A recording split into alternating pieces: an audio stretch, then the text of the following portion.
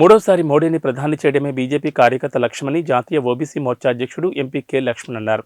బుధవారం రాత్రి చేబండ మండల కేంద్రంలో విజయ సంకల్ప యాత్ర నిర్వహించారు. ఈ సందర్భంగా తెలంగాణలో అభివృద్ధి జరగాలంటే మూడోసారి మోడీ ప్రధాని కావాలని ఆకాంక్షించారు. మోడీ పాలనలో చేపట్టిన అభివృద్ధి కార్యక్రమాలు ఇంటింటికి తెలపాలని కార్యకర్తలకు సూచించారు. బీజేపీ బీఆర్ఎస్ ఒకటేనని, కాంగ్రెస్ తప్పుడు ప్రచారం చేస్తోందని విమర్శించారు. మధ్యప్రదేశ్ ఇన్ఛార్జ్ మురళీధర్రావు మాట్లాడుతూ కాంగ్రెస్ బీఆర్ఎస్ రెండు దొంగ పార్టీలను విమర్శించారు. 500 ఏళ్ల హిందువుల కలైన అయోధ్యలో రామమందిర నిర్మాణం ప్రధాని మోడీతోనే సాధ్యమైందన్నారు. కామారెడ్డి ఎమ్మెల్యే కాటిపల్లి వెంకటరమణారెడ్డి మాట్లాడుతూ కాంగ్రెస్ పార్టీకి చేవెళ్లలో అభ్యర్థి దొరకడం లేదని ఎద్దేవా చేశారు.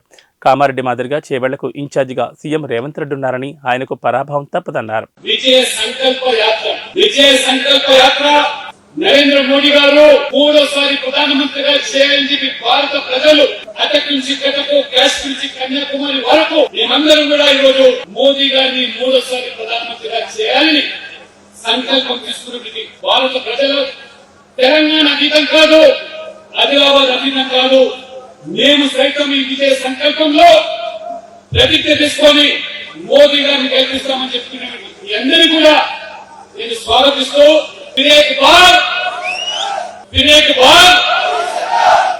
ఈ దేశాన్ని, రాష్ట్రాన్ని పాలించగలిగినటువంటి మహానుభావుడు ఇవాళ నరేంద్ర మోడీ గారు.